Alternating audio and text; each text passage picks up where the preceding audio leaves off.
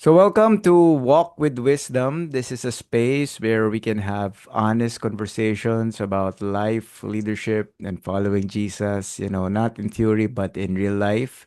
And my name is Mark, and I'm here with two men. I walk closely with my brothers and part of my small group. So, guys, maybe you want to introduce yourselves first. Bale na kayo, sino gusto mauna? Lalo part, Si Jeremy muna. Ay, I want to give sige. way kasi I walk in wisdom. So, Oo. I give Wisdom nga way. daw is humility, di ba? Sabi. Oo, sige. So, mauna na ako. Ako pa yung pinaka-odd one out eh. Ngayon ko pa lang download yung background. Pero yeah, hello everyone. My name is Bart. Some of you might know me from my content trivia sa aking mga reels as Polygoat. And ako yung gumagawa ng mga videos about origins sa mga words, trivia, about all sorts of things, Christian trivia, stuff like that. And yun, yan, nice to meet you. Nice to be here. Okay. Kala ko, habaan mo pa eh. Hindi, hindi pwede. Oo, wag. Ikaw, Jer. Aalis ako ah. Aalis pala tayo. Meron din pala kayo. Anyway, hello sa inyong lahat. Ako si Jeremy, taga Las Piñas. And siguro some details about me. Well, I'm in the financial industry. Financial advisor. Passion is to help young professionals learn how to handle their money wisely, that is glorifying to God, and also making wise decisions, no, that they will definitely enjoy and reap in the future. I also bake, I also cook, and also serve in the church for almost more than half of my life na rin, by God's grace. So yun. Okay. Sige, share mo yung doon sa, ano yun, yung pag-provide mo ng cookies, anong name ng, restaurant. Bigs, yeah. Well, hindi naman siya restaurant, pero nagbebenta akong cookies, so baka gusto niyo. Pangalan niya Bigs. Or you can also just punta kayo sa social media, personal social media page.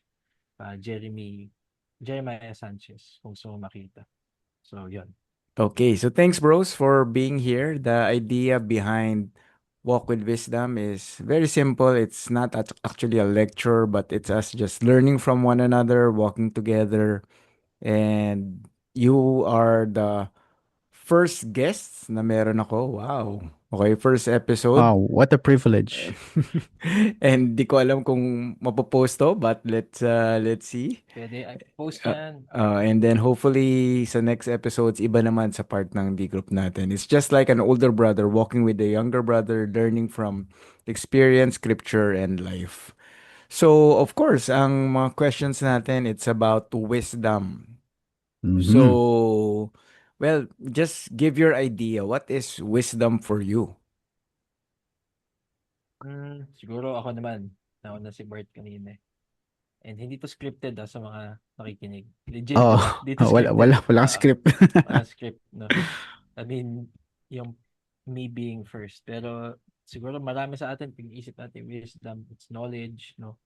Ganyan. So, pero ako, apply ko na rin siguro yung so far na simple understanding ko. But it's not just knowledge, but it's really applying that knowledge that Mm, will benefit you.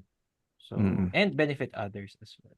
Siguro yun, simple terms. Yeah, parang yun yung simple definition, no? Mm. Application of knowledge. Yeah. Say, Bart. Yun yung best din talaga. I don't think meron pang ibang, mas lalalim doon. It's so simple pero it's so profound. Kasi if you look at the book of wisdom sa Bible, which is Proverbs, no? Um Most of it talaga, if tingnan mo, puro siya practical lessons, practical applications eh. Mm, 'Di ba? Parang yun na nga yung wisdom, aanuhin mo yung mga advice doon sa Book of Proverbs if it just kind of stays doon sa words lang ng page, 'di ba? mm. It's really all about application. That's what separates the theory from the when the rubber meets the road, ika nga. Yeah, so Mm. it's not just knowledge, it's application. Pero bakit siya importante? Why is wisdom important? Siguro what makes wisdom what makes it so vital is na if hindi mo ma-apply yung thing na alam mo, then it's not really what you know, it's meaningless, it's empty. So for example, if meron akong theory about, let's say, sabihin natin, um ito, something that medyo alam din ni Jeremy is sa finances. For example, alam ko na, oy, dapat mag-ipon, maganda if lagi Yeah. nagtatabi, dapat Yeah. ganito, dapat ganyan. Pero if hanggang dapat lang, and then hindi ko naman ginagawa, pero if nakakuha ko ng pera, gastos agad, 'di ba? Gastos dito, gastos diyan, hindi iniisip yung future. So yung knowledge na even though alam ko yun, then it's not really important. It doesn't count. Therefore, hindi siya. That's why wisdom is so important. Wisdom is important because doon mo makita na yun yung na merong benefit yung knowledge. Otherwise, it's just knowledge, and knowledge is lifeless if it is not applied. It's not applied. Sige, Sager, bakit importante ang wisdom? Ako naman, yeah, taking from what sinabi ni Bart, no? Ako naman, naisip ko in terms of music, pwedeng marami ka ring alam music theory, ganyan, no? But if you don't play the instrument, or sing the song, or parang hindi mo siya ma-enjoy. Parang, ako naman dun sa idea of enjoying the benefit, enjoying the blessing. Parang wala naman negative connotation ng wisdom. Di ba? So, I mean, although tayo Pilipino, naging negative na yung idea na maging wais. Wais. So, di ba? Kasi it's, naman yun, Cunning. Cunning, tsaka, ano yun, yung Sly. 16, yung parable of the shrewd. Shrewd, yeah, shrewd. Shrewd. So, di ba? Pero in general, wisdom is something positive. Oo. So, Pero yeah. nothing wrong naman with being wise, 'di ba? Parang wise rin in English parang can be street smart. Not necessarily negative. Yes, Pwedeng oo. madiskarte ka lang. Although nagiging negative siya if mayroon kang minamanipulate to get what you want. Yeah. Self-centered. Self-seeking. Pero ang tanong ko sa inyo guys, kasi marami naman tao na they know, they know this and that, but they don't apply. And bakit parang hirap sila in terms of the application? Yeah, I think. Short-sight. Sige, go ahead, Jeremy. Ako siguro, mabilis lang, and then siguro speak on this again. Minsan, well, una, syempre tayo, we know God, diba? Through Jesus. So at least that aspect is really heavy, the spiritual side of it. Pero kung just looking it from sa physical perspective, short-sightedness din ng tao. Yung very temporal lang, tsaka very temporary things lang ang gusto. So, ayaw maghirap, the discipline, yung mga ganung bagay. So, hindi nila ina-apply kasi ayaw nila yung hard work that it requires. Part of it. Yeah, that's true. Kasi if isipin mo talaga, like parang ang lesson ng, let's say, the lessons of the Bible, the lessons ng Proverbs, ganyan, it's very simple lang diba? If nakasulat lang, basta gawin mo. Basta wag mong gawin yung mali. Basta gawin mo yung tama. Ang dali lang kapag nandito Pero yung actual na, kailangan ko gawin, I need to fight to do this, I need to deny myself to do this, I need to, let's say, for example, let's take one example, yung tipong, doon pa rin tayo sa line of pag-iipon, di ba? Financial stewardship. Yung delayed gratification. Di ba? Ang hirap nun One of the biggest things na kailangan matutunan ng tao talaga. True. Like for example, if gusto mong, let's say, makapag-ipon ng 6 months worth of salary para mayroon kang rainy day fund, di ba?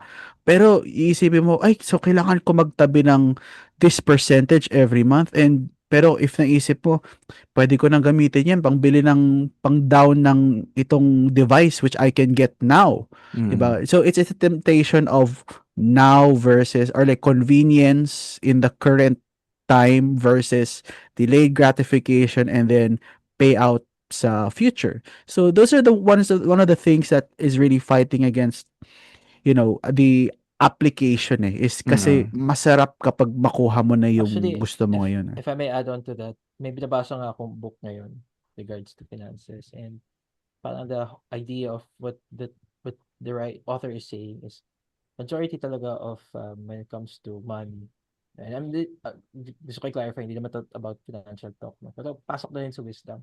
It's really an emotional thing.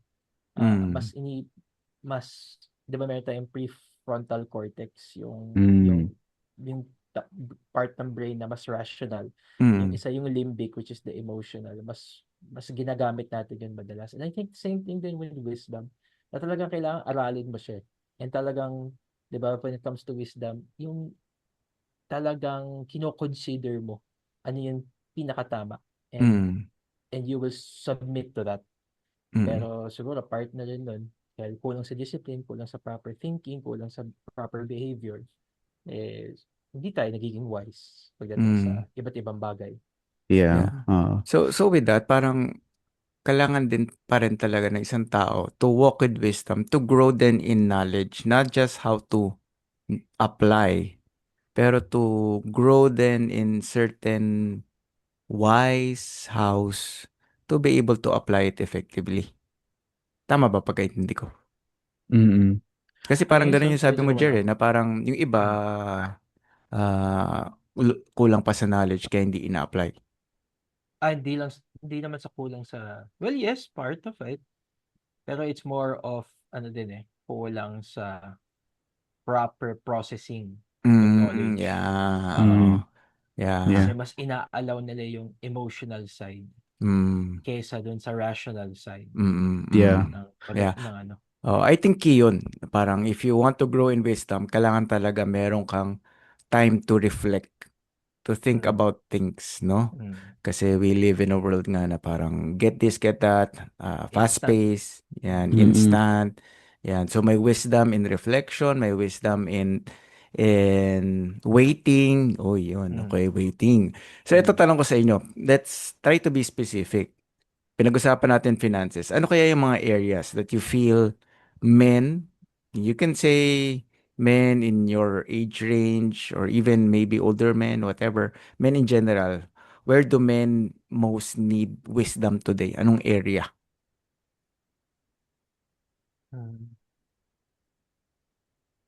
Aside from finances, kanina pinag-usapan natin Finances, finances. inisip ko.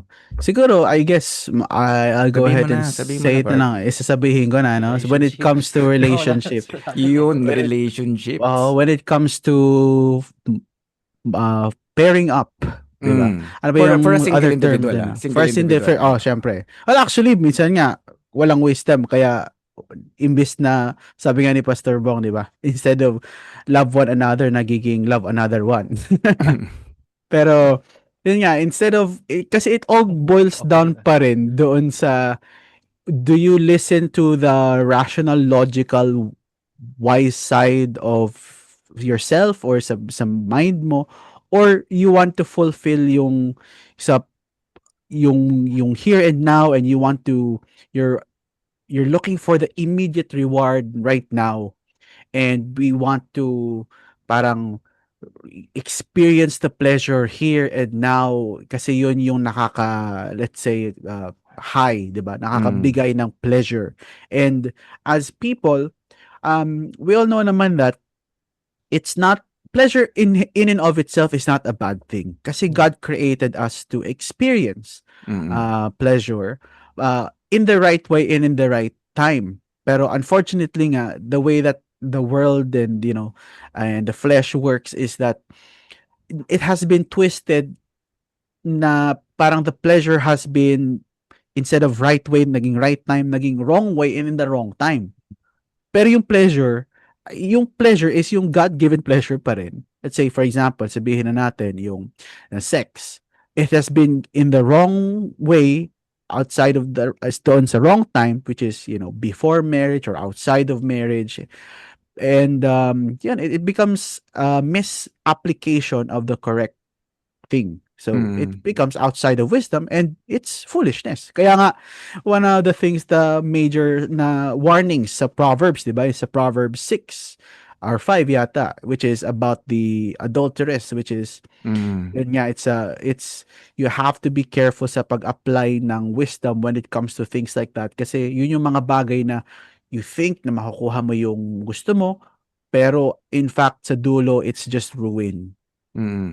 Yeah. So they need, or men right now, they need to grow in that area, being wise, in terms of their purity. Parang ganun din sa finances kanina eh. Gusto mo makuha agad and you don't want to wait. Go through the process of, really waiting, trusting God, waiting for the right time, right way.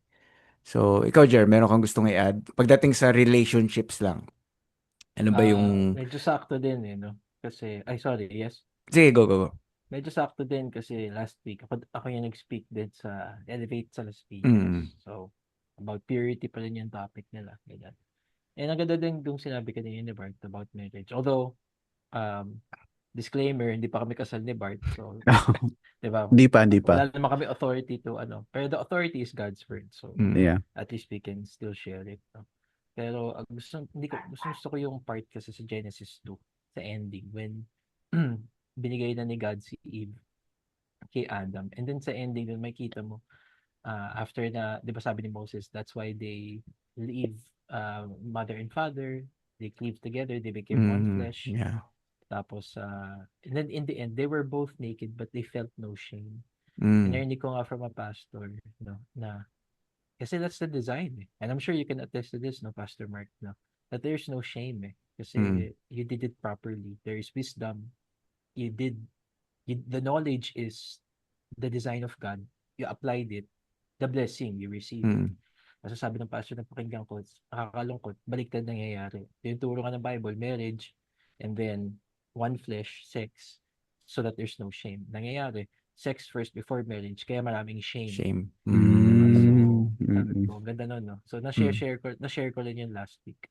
So, yun, siguro sa relationships. Pero siguro ko, isa pa, to add naman wisdom. Kami naman sa D group namin, we're going through made man, so I think in general, the maturity of a man, siguro yun yung kulang natin sa character natin. Dun nga sa conference na yun, di ba? Parang stop being a boy, but it's time to be a man. And I think that isang word that can be drawn out of that idea of being a man is taking up responsibility. Yun. And alam naman natin na yun yung sakit ng maraming lalaki. Yeah. Very passive. So, gusto lang mag-enjoy. Pero yun din kasi yung curse, di ba? Part of it. Yeah. So, sige, pag-usapan natin mamaya yan, ano na yan, magandang topic yan, yung escaping responsibility, running away from responsibility. Pero let's talk more about the relationship side. Sige, so we talked about how to, be wise in terms of your purity. But how about, say, you guys, as single individuals, ano yung wisdom that single men need to know in terms of courtship? Ako, Bart, baka marami kang ma-share dyan. Actually, baka baliktad nga. Wala akong ma-share kasi puro hindi ko Hindi, yun nga, parang share so, your... dapat wise ka na ngayon, di ba? share your mistakes, learning your from failures. mistakes. Learning from mistakes.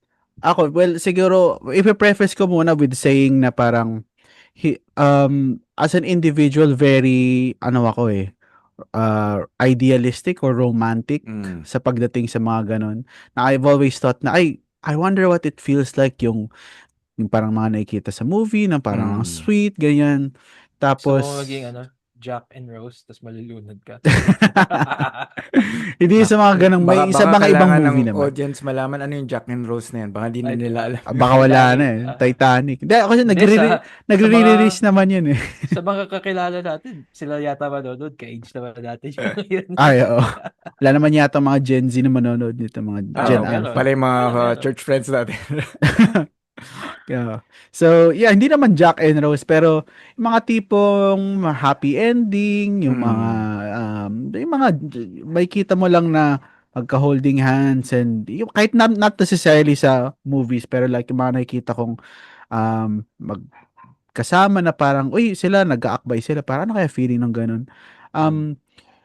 Well, I've been in a relationship before, pero it wasn't really wise din, nag-carry out yung parang it wasn't really seeking God's it was more of like parang self-fulfillment lang. Yeah, oo. Especially um especially I think I remember when I was asking, I can be traced back to just basically asking God, Lord, gusto ko na magka-girlfriend. And yun yung prinay ko. Yun yung prinay ko. And I feel like, I know naman na, of course, God knows what I meant by what I said. Pero, yung pagkasabi ko ng word na yun, kind of reflected what was really was in my heart. Na parang gusto ko lang magka-girlfriend. Kasi parang, and then now that in retrospect, nakikita ko, looking back na parang, bakit ganun yung pagka-pray ko? Not, is it because, and I remember now na, oh nga, kasi I felt like I was being left behind. Mm. I felt like I was looking around my friends na parang sila meron, ay Tsaka nasan yung kay yun yung Bart? first mo yata, no? 'Di ba? Yeah, Tama ba? oh. I mean, there was one na niligawan ko before pero hindi yun nag-carry through.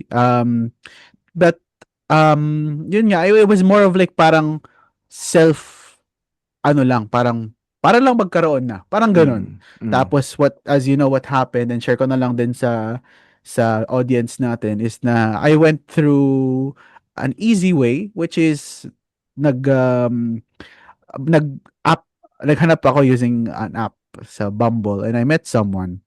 Pero I think what should have been the correct way for me is na I should have sought God's will first. Na Mm. parang, although I can say naman na, yeah, at that time naman, nagbabasa naman ako ng Bible, nag-attend naman ako sa church, nagmi-ministry pa nga ako, gano'n. Parang, pero, in a way, parang that aspect of my life na parang, teka lang, let's stop, let's meditate, let's pause muna. Why do you Mm. want this ba? And the fact that I asked, gusto ko na magka-girlfriend. It's very boyish nga, 'di ba, Jer? Parang it's very parang boy na parang ganong klase. Even though I was already in my late 20s at that time. Parang parang ngayon, kabaliktaran na, ang pinag-pray ko na talaga ngayon is na, Lord, if it's your will for me na magka-helper ako, I need to help partner sa akin sa ministry, sa calling, sa pag-build ng kingdom mo. So it's all centered around Jesus. Please give me a wife. Ganun Mm. talaga. Yun yung pinaka-sentro. Hindi na parang, para lang ngayon yung feeling. Parang, parang sabihin nila na, wala nang, parang, hindi na sila maawa sa akin na bakit wala si Bart. Parang, hindi na ganun. So, I guess that's what Yeah. I learned. Yeah. And actually parang related din 'to sa pinag-usapan natin kanina, 'di ba? There's wisdom in waiting and there's wisdom in reflecting na, "Oh, bakit nga ba gusto 'to?" Kasi the heart Mm. is deceitful nga na. In your case, na-realize mo, kaya ko siya gusto, it's more for my own selfish reason, 'di ba? So, sa'yo, Jer, any word of wisdom with regard to courting? Ako kasi, wala pa talaga. I can proudly say na never been in a relationship. Mhm. So, although may mga nakausap here and there throughout in the past, meron ako mga napaasa, no? Noks, And No. grabe naman yun. Napa totoo totoo. Pogi. Okay, Pogi. okay, okay, okay. Huwag natin Oo. Baka banggitin ng ano. Oo. baka mamaya Pero kilala ko mag-search. yan. Kilala naman ni Bart. Ah. Nag-ano na naman ako, nag-apologize naman ako sa mga yun at nakausap ko. Parang kilala ko, So, na-share mo rin yata sa akin yan. siguro, pwede Okay. naman i-share. Di dito. Pero that was such a long time ago. So, wala talaga akong ano. Siguro kung tatanungin ako bakit, ano kasi, well, hindi ako parang si Bart na naghahanap talaga. I strongly believe na, it's a gift, diba? So, Mm. baka ang direction sa akin ni Lord is blessed singleness. Pero okay din naman ako if magka-wife. Pero okay din ako if wala. So, wala akong mabibigay na wisdom. Hindi, pero siguro, yun nga, going to the sasabi kanina ni Bart, napaka-importante. Siguro if I'm talking to a younger person right now, it's really, ano ba ang intention mo, di ba? Mm. Laro-laro lang ba? Mm. Or ano talaga, marriage talaga. Especially if nasa faith yan, di ba? So, i-hold the reins muna on your emotions. Wala akong Yeah. masama. Get to know other women. You can befriend them. Um, kung kunyari may anak ako, sabihin ko, kung may nagugustuhan kang babae, huwag ka mahiya, that's normal. You can let us know so that we can guide you. I think yun yung isang pumasok lang sa utak ko ngayon. Ewan ko sa parents niya rin or ano. I mean, mas matanda ka pa sa amin, Pastor Mark, pero at least somehow medyo same age, same Mm. generation naman tayo. Di ba? Pero di ba, yung, kadalasan yung parents natin parang bawal, bawal, bawal. Yeah, yeah. I think siguro sa atin, sa generation natin, once maging ikaw, Pastor Mark, parent ka na, pero kanya maging parent tayo ni Mark, siguro mas open na yung idea na huwag ka mahiya sa amin, di Yeah. ba? We're here to Mm. guide you. Instead of saying, Yeah. bawal yan, Parang oh, you can tell us your feelings, Yeah, ganyan. yeah. Oo. Instead of invalidating or parang canceling, parang we let them process it healthily. Mm. Yeah, Hindi ka I naman, sige, Jericho. sabihin ko lang naman hindi mo mapipigil di ba? Mm. That's natural Yeah. part of it. Baka Yeah. lumayo na tayo sa wisdom, pero anyway, sorry. Pero actually, I heard nga na yung mga parents ngayon, they are more aware how to, take care, how to steward their children compared to the older generation. And I think rin, ako pag lumaki si Mati, ganun din ako eh. Just be honest to me, be transparent, so that I can guide you. Kasi yung Oo. time ko rin, wala nag-guide sa akin eh. Kaya Oo. kung ano na lang yung na-feel mo, yun yung gagawin mo, di ba? And even when it comes to sexuality, di ba? Yeah, oo. Yeah. Siguro yun din, wisdom when it comes to the lust or the appetite, the sexual appetite. Kaya nga tawag sa podcast natin, Walk with Wisdom. So guys, subscribe, follow us. Yun. Ganda ng plug. www pala tayo, no? Okay. Walk with Wisdom. wisdom. www. Next, W. pag-usapan natin, maganda yung kanina yung sinabi ni Jer, yun nga eh. Pero kasi nakikita ko yun sa mga men ngayon talaga, na parang ayaw nila ng responsibility. Ibang aspect kasi yung talking about character, okay, growing character. Pero iba rin yung aspect na as a man, you need to learn how to step up. Diba? Hindi naman be aggressive and get more responsible, but don't be scared of challenges. So bakit ganun ang iba ngayon or mga men ngayon? Ayaw ng Ako, responsibility. drawing lang from dun sa Made Man Conference. Babalik ako dun sa hindi tayo naging men talaga. Ang karamihan ng mga lalaki nag-remain sila as boys kasi kulang din talaga yung men figure siguro.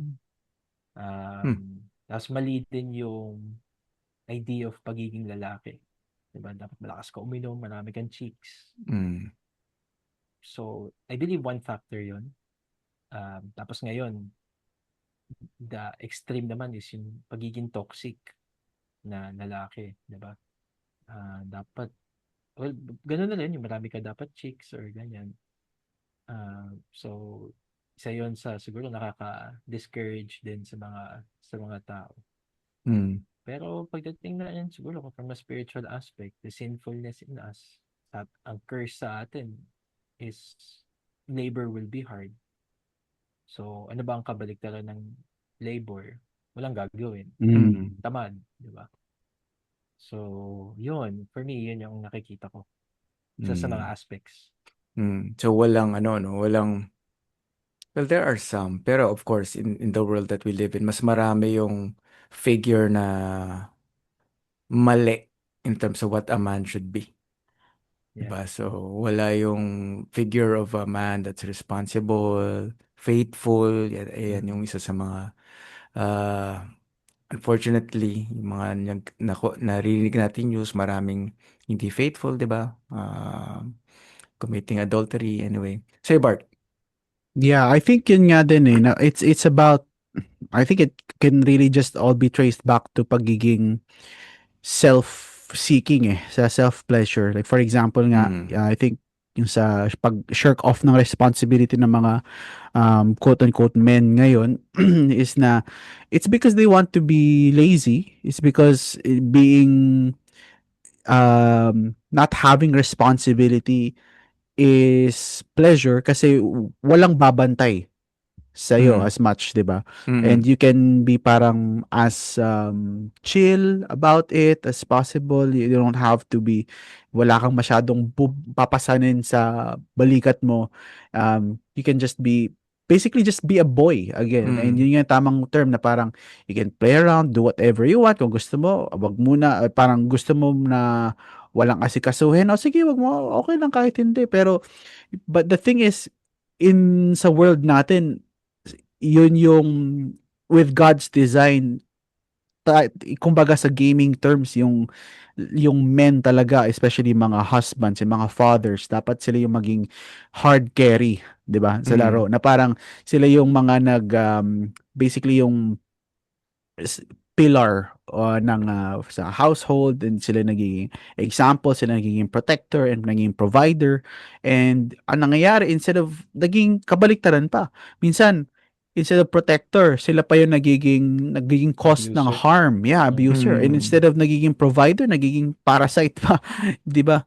And it's the opposite, because it's all about, it feels good sa akin, eh. Wala akong pakialam sa iyo, instead of looking to the ultimate example of a man, which is si Jesus Christ. Mm. 'Di ba? It was the complete opposite. He didn't think about his own pleasure or his own convenience. Inisip niya na, hindi, he's so loving that he's willing to die for the people whom he Mm. loves, 'di ba? Yun. Yeah. Ah, naalala ko lang na I attended a conference years ago, yung Men in the Eye of the Storm. And yung pinapakita doon, isang session doon yung, nasa isang book to ni Steve Farrar, yung, kalimutan ko yung title ng book. But anyway, about the leadership of men, especially fathers. Going back sa sinabi ko, walang guidance. Marami kasi walang father figure na Yeah. maayos. Di ba? Mm. So, pero doon sa study na yun, ang sobrang solid ng father figure. Yung lalaki, may model na maayos. Yung babae, merong type of lalaki na hahanapin. Mm. And even yung sexuality nila, hindi sila naguguluhan sa identity nila. Mm. So, that's the strong role of a father. And maraming fathers, hindi nila ginagampanan talaga yung, Yeah. yung trabaho na yun, yung nakikita yun ng lalaking anak, gagayahin lang niya. And Kadalasan. I'm not saying lahat, pero kadalasan. And the thing is nga na siguro add ko lang din yung nagiging role ng mass media sa to kind of fulfill what's missing in the traditional sense, no? Instead of having a father figure, ang nangyayari is they look to media, they look to Hollywood, yung mga movies, or they look to Influencers. mga influencers na, Mm. uy, ganito siya magsalita, ganito siya manamit, ganito siya umasta, and kinagaya nila yon. And then same thing with sa women, na wala rin silang makitang growing up, wala silang father figure. Ang hahanapin nila is yung nakita nila sa mga movies, makikita nila Mm. sa mga influencers, ganyan. So, it talaga is, isipin mo, instead of someone na like a godly influence, worldly, literal na worldly influence, kasi galing sa world, yung magiging example, yung Mm. magiging model. Yeah. Kaya napaka-importante talaga ng family, no? Kaya yun yung sinasabi ko sa inyo guys, na right now, single pa kayo, but it's your time to prepare to be, prepared to be the man that God wants you to be, para when you have your own family, you can be that godly example for your children. Pero naisip ko lang din, some men siguro does not want to have responsibility kasi they are scared of failing. Ano sa tingin niyo doon? Na, yan, may ganong fear ang lalaki. Pwede na rin, possible. Um, a pride, Mm. yan ang Yung image. yung isang kahapon sa made man na material, yung mga traumas natin nung bata tayo, kadalasan we cover it up with our performance, with our possessions. Mm. So, yun nga, pride, di ba? So, possible din na natatakot mag-fail. Kasi, naalala ko na, pumasok sa utak ko ngayon. Funny illustration siguro, pero parang pwede siyang i-link dun sa idea of failing. Sabi ng isang DJ dati, pupunta daw siya sa mall. Sabi niya, bakit halos lahat ng mga magagandang babae, yung boyfriend nila, bardago lang itsura. Mm. Yung wala, di gwapo, ganyan. Kasi yung mga gwapong lalaki, tatakot manligaw kasi baka mabasted. Mm. So, Kaya pala. since wala naliligaw dun sa magagandang babae, may chance yung mga mukhang bardagol daw. So, pero, funny man, pero diba, the idea of, baka mag-fail ako eh. So, wala lang, Mm. naalala ko lang. Yeah, Sa ano yun. confidence din talaga eh. Pero I think yun nga, it's part sa human psychology din naman. I mean, wala naman talagang taong gusto mag-fail, di ba? Yeah. So parang, the thing is na parang you don't fail in something na hindi mo ina-attempt. So parang sa kanila, sige, pati it's leaning din more naman towards mas madali kapag hindi ako wala akong gagawin. So di na ako magte-take ng responsibility. Pero yun nga, pero ganun talaga eh. There are times talaga na it's part of the just how it is na Yeah. kailangan natin mag go out on a limb, mag-risk. And kasi if wala ka naman talagang risk, there is no reward at times eh. Like for example, in drawing the same illustration naman sa, let's say, finances, 'di ba? Jeremy knows this well na for example, when investing, okay, or like even in something as simple as putting money in a bank, in a way you're kind of risking kasi you're you're trusting that institution with your treasure.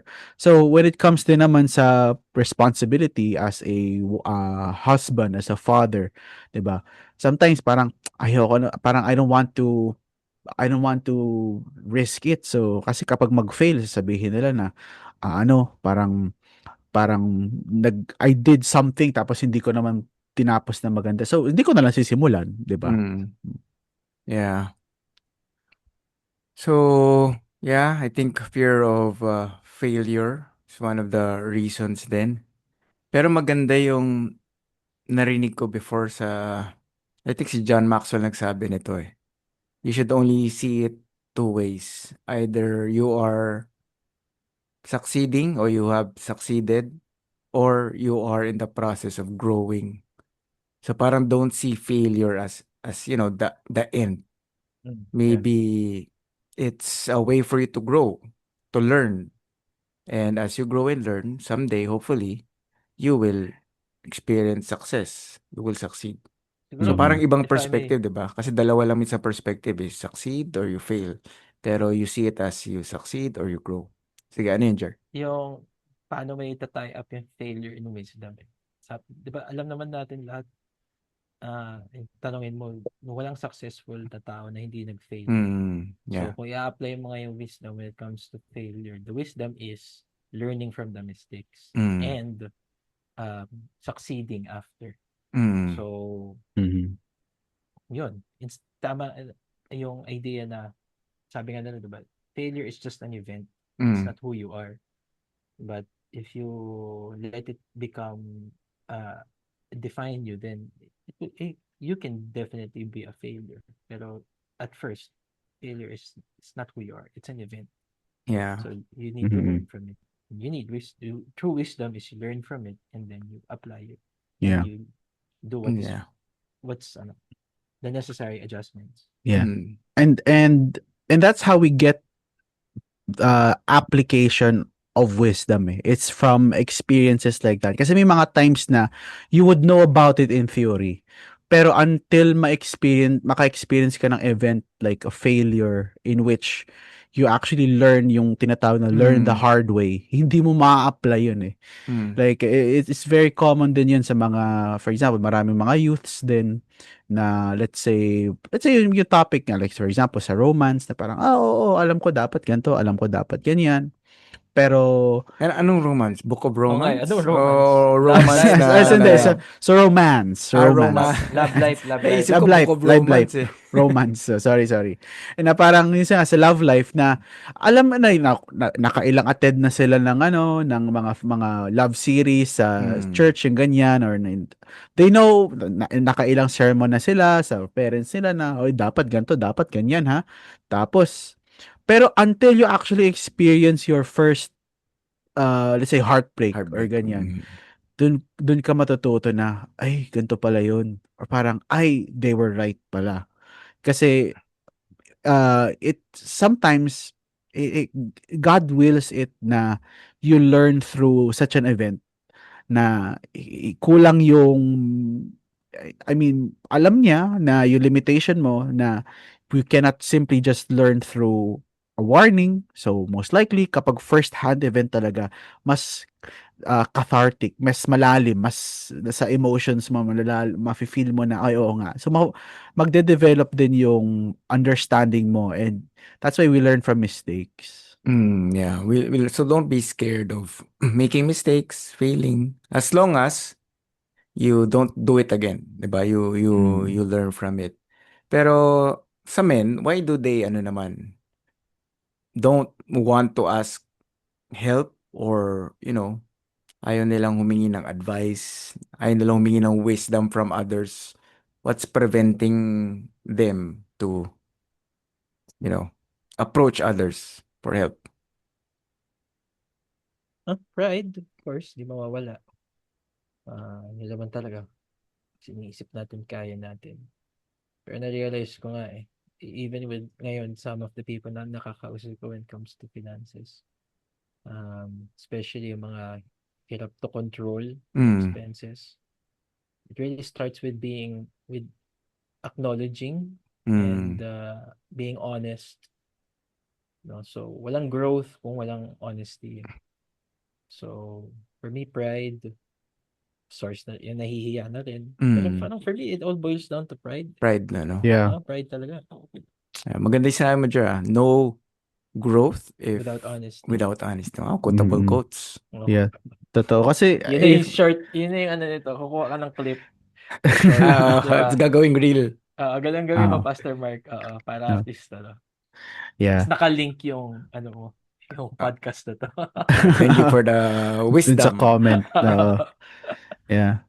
Okay, kasi kung hindi mo, kung ang person, like, if in denial yung tao, 'di ba? If hindi siya honest sa sarili niya, hindi niya mabibigyan ng walang step one. Kasi yun yung initial talaga eh. To first admit na, o nga, may kailangan niya ako. I have to change. I have to fix something. And because there is something to fix. Kung kapag sasabihin niya, no, wala, everything's fine, everything is all right. There's nothing, I have nothing to be ashamed of kasi wala naman, kasi okay ako. Pero inwardly, ayaw niyang i-admit yung katotohanan. Yun, in denial siya. So, totoo nga. Yeah. Can you share one instance na you had to admit that you need help to someone and ano yung binigay nila na magandang advice or word of wisdom? Ako, unahin ko na, kasi, pasok na naman sa finances. Nung pandemic, nagkautang ako sa credit card kasi wala na akong good source of income and ganyan.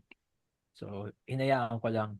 Minimum lang binabayad, di ba? So, magkakaroon ng penalty, interest, na lumobo na siya. Hindi naman siya ganun kalakihan. Hindi ko naman kailangan sabihin yung amount. Pero, yun nga yung nakakahiya. Hindi siya ganun kalakihan, pero hindi ko siya kaya. Hindi ko siya kaya isettle. So, inamin ko na sa family ko. And, praise God, tinulungan naman nila ako. But since then, doon ako natuto eh. Kala ko ganyan. It took me a while bago ko aminin. Talagang nakita ko, sabi ko, hindi ko na kaya. So by God's grace, sumuko ako to the reality. And because of that, natuto ako. And ngayon, I'm applying what I've learned. Helping others. Yeah. Sa mga D-group ko, sinasabi ko, walang masama sa credit card, but if you don't know how to use it, don't get one. So, yun. Ako yun. So ano yung mo, Jer? Ano yung parang naging tipping point mo na, ay, kailangan ko nang i-share to? Kasi alam ko na hindi ko na kaya eh. Lolobo lang siya ng lolobo eh. So, nung time na yun, di pa rin naman ako ganun ka well-versed when it comes to finances. So, yun din yung isa nag-open ng utak ko sa ganyan. So, yun. I think we were having a family devotion time yata, ganyan. Tapos doon ako, sabi ko. Yeah. Di ko na sobrang maalala, pero basta inamin ko. So, Yeah, there's Mhm. thank wisdom God. talaga in ano no, Thank, in being humble. oo, Yeah. oo, totoo. Yeah. Mahirap, 'di ba? Nakakahiya eh. Nakakahiya kasi eh. Mm. Tsaka knowing if sabihin ko yung amount. I mean, hindi naman sobrang liit ng amount, no. Hindi rin siya ganun kadali. I'm sure others will have will kung sila din may ganung amount, hindi rin kaya nila in one go. Pero hindi naman siya ganun hindi naman umabot ng six figures, thankfully. Pero Mm. kaya, I mean, some who is um at least knows how to handle yung pera can pay off that loan debt. Pero nandun na ako sa point na hindi ko kinaya eh. Mm. Mm. Thank God for my parents. Yeah. Pati I think in ano lang talaga, ano, pansin ko lang, it's a God-designed, thing that happens na if mag-reach ka ng lowest low mo tapos mag-yield ka na talaga kay God by being humble, para i-reward ka talaga niya Mm. na Ano to eh? merong if you actually reach your lowest point Ano to eh? then oo. Hashtag brokenness. Wow. Brokenness. Dapat yung January natin ginawa to. Oo nga. Pero IBC. yun nga, pero wise din naman yun. I mean, reaching that point and then, kasi that's an application Mm. o yun nga, seeking help and admitting. Ako ba? Wala akong maisip eh. Pero there was a time din na nagkaroon ako ng um, attempted business. And I think naalala nyo to parehas. There was a time when gumagawa ako ng mga crossbows, Mm. archery. Oh, Yeah. I think in 2020, ano ba yun? 2 siguro 4? yun, 2022. 2023, 2024, pag ganun. Tapos, I tried talaga yun yung gagawin kong business kasi naisip ko, sino ba naman gumagawa nun sa Pilipinas? I think Mm. dalawa lang kami yata. Dalawa lang yung nakita ko sa buong internet. Ako lang, pati yung isa pa. Tapos, na-realize ko, hindi to sustainable. Although malaki yung kita, yung sale, and yung profit ko for each one, the amount of time I make for each one is parang hindi siya sustainable. And then, yung buyers, parang, although it's cool, pero how many of them who find it cool are actually willing to buy? Tapos, Mm. ganun. And I just had to realize na, hindi, I think, babalik. Kasi yung time talaga na yon nag-quit ako ng tutoring ko, nag-quit ako ng sa freelancing ko and all that.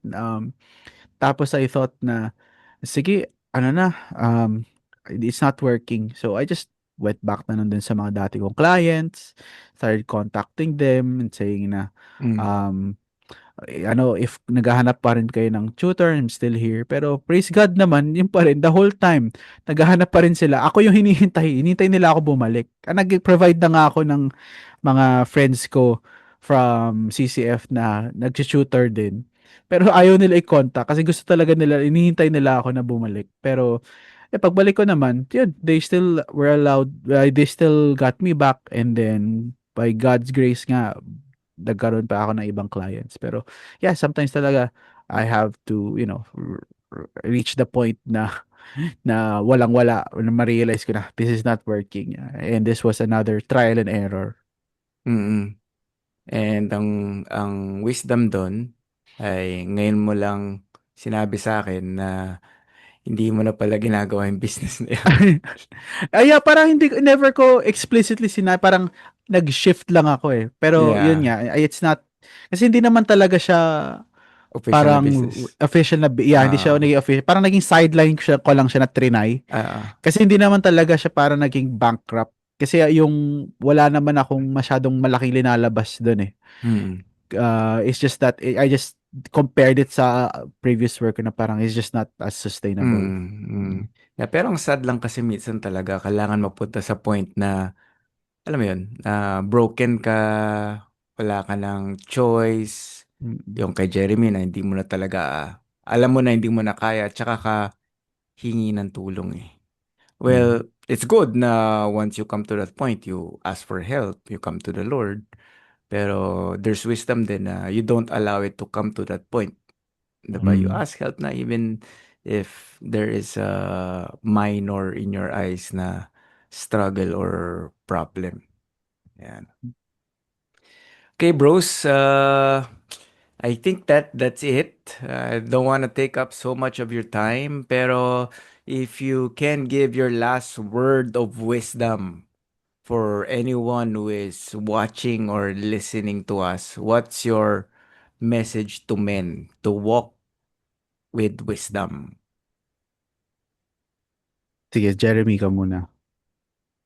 Siguro kung pwede ko siya i-relate talaga sa finances, sana okay lang.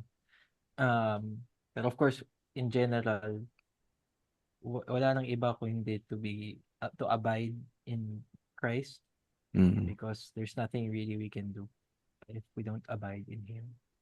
So, it's the small spiritual disciplines, even the physical disciplines, exercising.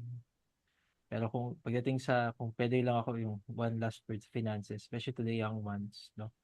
Um, it's have the idea that we are stewards. It's Mm. not yours, it's from God. So be glorify Him with with His money that Mm. He allows you to have. Mhm. So pray for wisdom, for the proper emotions. Huwag kang gastos ng gastos. Save and invest. Because in the end, it will really benefit you lang. Mm. And Mhm. magagamit mo. It's a tool that you can use to help others and glorify God. So, yun. Yeah. Yun sa akin. Yeah, be a steward. Okay, Bart. Yeah. Sa akin naman, I guess, trailing off from that din naman, it's siguro sa pagiging man, as like a father, husband, provider. This is also very significant. Na we have to, first of all, know God through His Word. Know that Mm. He is your provider, but also His promises to provide are very specific. Hindi yan siya automatic na parang kahit tatamad-tamad ka magpo-provide si God. Oh. Actually, that's not the case eh. Kasi we also there's a verse sa Proverbs. Lagi ko nakakalimutan yung chapter and verse, pero it says na he who works his land will have plenty of bread. Meaning na God has given us our own um little, you know, place to work with. It's Mm. wherever He placed us. Pero but you have to work it in order to have plenty of bread. And even yung word na choosing na bread na yun kung bakit bread yung ginamit na word is very specific kasi I believe it just means yung needs. Kasi bread is like parang the most basic eh. It doesn't say oil, doesn't say wine. It says bread. And also, the other promises of God, which you have to know in order, so that's why it's important to read the Bible in order to before you apply it, is sinasabi sa Psalm 111 verse 5 is that He provides food to those who fear Him. Mm. So He provides food, meaning yung basic necessities to you, but to those who fear Him. So if wala kang takot sa Diyos na parang tatamad-tamad ka lang, banjing-banjing lang, then you don't really fear God kasi you're wasting, sabi nga ni Jerry, you're not being a good steward of His resources entrusted to you, yung time, treasure, and energy, and all that. So, basta, if you follow God, fear Him, and then live your life, spend your time in a way that is glorifying to Him, honestly, of course, this is outside the prosperity gospel, no? Hindi ka magkukulang eh. You will not lack because He is your shepherd. Pero of course, you have to follow the shepherd as the sheep. Yun. I think yun yung sa akin. Yeah, preach it, brother. Fear, Okay. fear of the Lord, beginning of wisdom. Yeah, that's the Yes. beginning of wisdom. And so thank you, bros. I really appreciate you guys and I enjoyed Thank this you din, time. Pastor Mark. And our hope is that our listeners will walk away not impressed, but invited to walk with men as With well, to mhm. slow down, di ba? We talked about reflecting. It's wise to reflect and then ask God for wisdom. So share this episode with another believer.